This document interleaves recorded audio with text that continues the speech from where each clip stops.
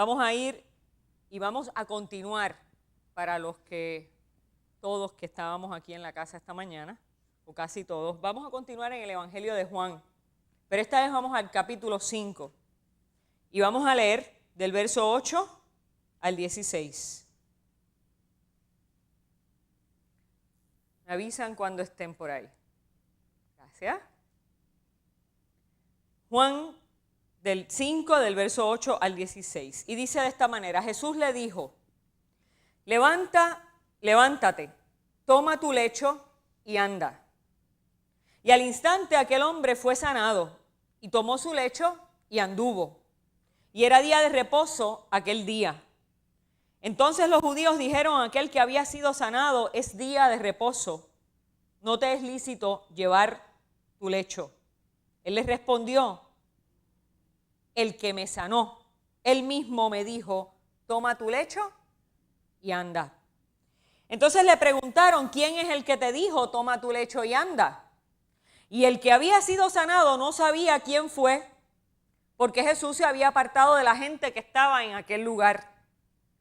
Después le halló Jesús en el templo y le dijo: mira, has sido sanado, no peques más, para que no te venga alguna cosa peor. El hombre se fue y dio aviso a los judíos que Jesús era el que le había sanado. Y por esta causa los judíos perseguían a Jesús y procuraban matarle, porque hacía estas cosas en el día de reposo. El Señor añada bendición a su palabra. Este texto nos muestra un paralítico. Ustedes se acordarán, todos somos de la casa, todos sabemos que este texto nos habla de un paralítico que tuvo un encuentro muy particular con Jesús. O mejor dicho, Jesús tuvo un encuentro con ese paralítico. Y él ni siquiera sabía con quién se había encontrado.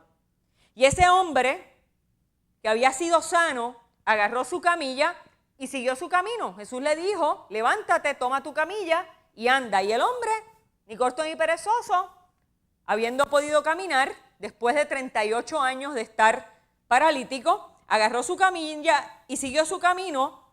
Y como todo el mundo en la época, cosa que no pasa ahora, ¿a dónde iba a parar la gente de la época en Israel, en Jerusalén, en esa área? Al templo. Todos iban a parar al templo, porque el templo no solo era el lugar de adorar, era el lugar de hacer negocios. ¿Ok? Así que todo el mundo iba allí. Y yo me imagino que en alguna medida un hombre que estaba acostumbrado a pedir limosna, pues de alguna manera su costumbre y su diario vivir sería acercarse al templo a pedir limosna. Así que por alguna razón él fue a parar allí. Pero los religiosos judíos que lo vieron cargando la camilla le llamaron la atención, porque a él no le era lícito, no era permitido cargar una camilla, hacer ningún trabajo el día del sábado. Así que él se podía meter en un lío con los religiosos de la época. ¿Qué hace él entonces? Que tan pronto le llaman la atención y le preguntan, como diríamos en buen puertorriqueño, ¿qué hace él? Curarse en salud. Ah, no, espérate, el que me sanó fue el que me mandó a agarrar la camilla. Sí, le echó los 20 al Señor, me gustó eso. Ah, no, el que me sanó me mandó a cargarla y a caminar, esto no es mi problema, miren, resuelvan ustedes con él. Ese es el mensaje, ¿no? Y ahí ellos se indignan e indagan quién fue ese hombre. Porque nos dice más adelante el verso 16, no lo vamos a leer, que ellos perseguían a Jesús precisamente ¿por qué? Por hacer milagros en sábado. Y no solo Jesús desafiaba la ley, sino que mandaba a la gente a hacer cosas que no estaban permitidas en el día de reposo. O sea, Jesús no solo él hacía lo que no debía hacer de acuerdo a la ley, sino que para colmo era tan subversivo el hombre que también hacía que los demás desobedecieran la ley. Atrevido Jesús, ¿verdad que sí? Rebelde. Pero ¿saben por qué Jesús era y sigue siendo rebelde? Silencio, ustedes son muy activos. ¿Qué pasa? Que se me quedaron callados. ¿Saben por qué Jesús era y sigue siendo así de rebelde? porque a Él lo que le importa es tu salud y tu bienestar. Mire, de acuerdo a la ley, se podía obrar algún beneficio o algún milagro, se podía hacer algo en sábado si la salud de la persona, si la vida de la persona estaba en riesgo de muerte. Y ahí sí había una excepción. Pero lo particular es que este hombre llevaba 38 años paralítico, por lo tanto, para todo el mundo ¿era qué? Era normal. Ese hombre llevaba 38 años así, por lo tanto no se iba a morir. Así que no había ningún permiso especial. Sin embargo, para Jesús era urgente sanar la vida de aquel hombre. Y sobre todo devolverle la dignidad, porque esto no era un asunto solamente de levantarlo. Esto era un asunto mucho más profundo que eso. La enfermedad, y sobre todo una enfermedad incurable de tantos años, significaba que él era un pecador o cargaba los pecados de los padres. Y segundo, que no podía tener una vida en comunidad de fe en el templo y entre la vida religiosa, porque era ¿qué? Impuro, pecador. Así que Jesús no solo sana la enfermedad física, sino que también le devuelve la dignidad y la vida en comunidad a ese hombre. Pero el hombre se percata de que él ni sabe quién fue el que le hizo el milagro. Así que aunque ya se curó en salud con los religiosos, no pudo señalar quién era Jesús. Pero lo interesante es que Dios conoce la intención de los corazones de la gente y Jesús le aparece otra vez y mira lo que le dice. Mira, has sido sanado. No peques más para que no te venga alguna cosa peor. Y mire si Dios todo lo conoce y puede mirar dentro de los corazones de nosotros y de las intenciones más profundas suyas y mías, que aún a pesar de que Jesús le amonesta y le advierte, no hace más que Jesús virar la cara. ¿Y qué hizo el hombre? Busquen ahí sus Biblias a ver qué hizo. Lo choteó, diríamos hoy en día, ¿verdad? No, mira, es aquel que va por ahí. Y ahora la pregunta medular que conecta con el sermón de esta mañana, de alguna manera. ¿Qué pasó con la experiencia de un hombre que fue sanado después de estar 38 años enfermo, esperando un milagro, y que todo el mundo le pasaba por el lado y ni siquiera caso le hacían? ¿Qué nos pasa a veces en nuestra relación con Dios que como que con el tiempo se nos va desinflando? ¿Qué pasó? ¿Qué pasó con ese hombre que había tenido un encuentro con Jesús, que había sanado su enfermedad, que había sanado sus dolencias, que le había devuelto la dignidad? ¿Qué pasó con ese encuentro, con esa experiencia personal? ¿Dónde se quedó? Como le gustó al pastor Vázquez, ¿se quedó en qué nivel? ¿En el llanito? ¿Ah? Hay momentos en la vida del ser humano que la fe y hasta la vida de iglesia se convierten en una costumbre, que pensamos que ya estamos formados, que Jesús ha pasado siempre por nuestra vida y no sentimos que tenemos que hacer ningún esfuerzo adicional por mantener nuestra relación con Dios en óptimas condiciones. Jesús se convierte en nuestra costumbre. Jesús se convierte en un rito, ¿sabe? ¿En qué? En el tape. Y eso era lo que decía el muñequito, ¿se acuerdan? Que puedo estar toda la vida cargando una Biblia y leyendo textos bíblicos, ¿y qué? Y eso no quiere decir que soy cristiano. Le damos o lo damos por hecho. Damos por hecho que un día hace muchos años le abrimos las puertas de nuestro corazón, que le dijimos al Señor que sí, que entrara a nuestra vida, que queremos que nos sane. Y de momento el tiempo pasa y ya no hay nada más que hacer. Y como dicen algunas doctrinas que no es la nuestra, pues entramos en esa cosa de salvo siempre salvo. Y es bien interesante porque nosotros protestamos mucho con eso de la doctrina de salvo siempre salvo de Calvino, ¿verdad? Y guerreamos mucho y no, eso es un error garrafal y toda la cosa, ¿verdad? Pero vivimos como si eso fuera así. Entonces esas son las incongruencias de la boca y las acciones. Pero eso no es lo que enseñaba Jesús. ¿Sabe qué? Jesús vuelve a salirnos al paso otra vez. Y nos recuerda, estás sano, vete y no peques más, para que no te suceda un mal mayor. Cuando el ser humano ha tenido un atisbo de la salvación, de la sanidad, de una vida restaurada por Dios, se confronta con la posibilidad de perder ese estado de bienestar. ¿Y sabe qué? Debe preocuparse. Se debe preocupar ante la amonestación de Jesús, porque el regreso a su estado anterior puede ser de mayor dolor todavía. Y contrario a lo que usted puede pensar, y aquí es donde viene el giro interesante, yo no le estoy hablando de pecado como usted lo conoce. En un estudio, en una escuela bíblica, el pastor empezó a trabajar con ese asunto y nos dejó con la grata noticia de que pecado en el texto bíblico se dice con más de 40 versiones diferentes. Por lo tanto, nosotros usamos una palabra para lo que el texto bíblico usa, ¿cuántas? Más de 40. Así que algo debe estar extraño ahí. Así que vamos a indagar un poquito qué es lo que dice ese texto. El mal mayor tampoco se refiere al castigo, a la condenación o al infierno que usted y yo a veces pensamos que dice ese texto. Cuando usted investiga ese texto en su idioma original, usted descubre que la palabra que Jesús usa para pecado, ahí, específicamente ahí, única y exclusivamente ahí y en el capítulo 8, en la instancia de la mujer acusada de adulterio, esa es la única vez, esas son las únicas 2 veces que se encuentra esa palabra y en griego, me perdonan los que saben más que yo de eso, se pronuncia hamartía. Y lo que significa es no dar al blanco. ¿Y usted sabe para lo que se usaba esa palabra? Esa palabra es una palabra que proviene de la literatura griega clásica, de las historias de los dioses de la mitología griega. ¿Y usted sabe para lo que se usaba? Se usaba para decir que uno de esos héroes, esas heroínas de las historias, habían cometido un error.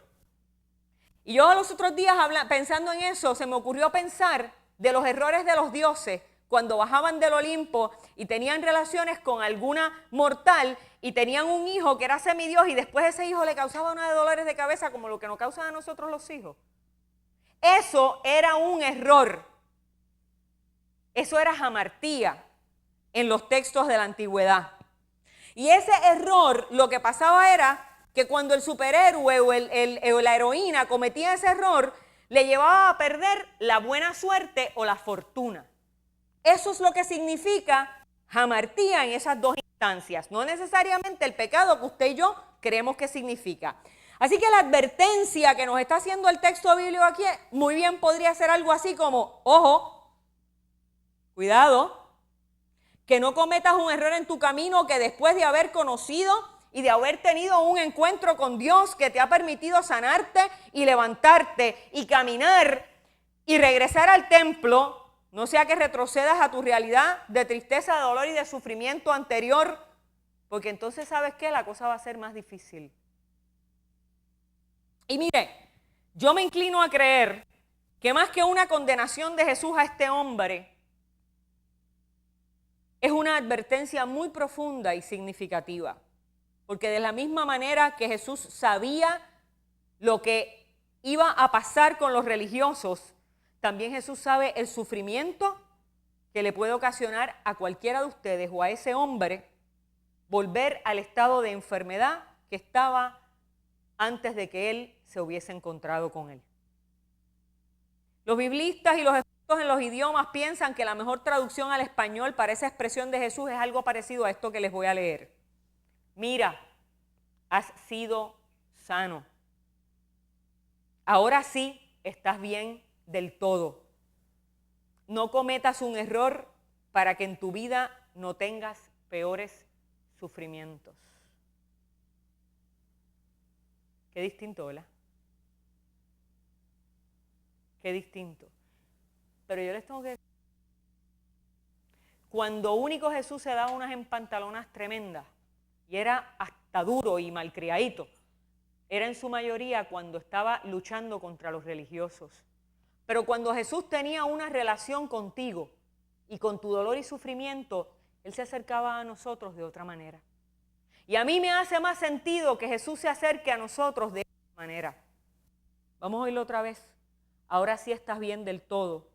No cometas un error para que en tu vida no tengas peores sufrimientos. Si crees que te encuentras en esta etapa de tu vida en la que de alguna manera te has olvidado de lo que Dios ha hecho en ti, o que de alguna forma sientes que los pasos que has dado o que podrías dar te pueden hacer retroceder al lugar de dolor, de enfermedad, de sufrimiento en el que has estado por 38 años como el paralítico. Ojo, como dice el texto, y esa palabra sí no la recuerdo, pero en griego hay una palabra que lo que hace es eso, decirle, mira, ojo, haz un alto en ese texto. Haz un alto, como dice el texto. Jesús vino a encontrarse contigo en el templo, como con el hombre del relato.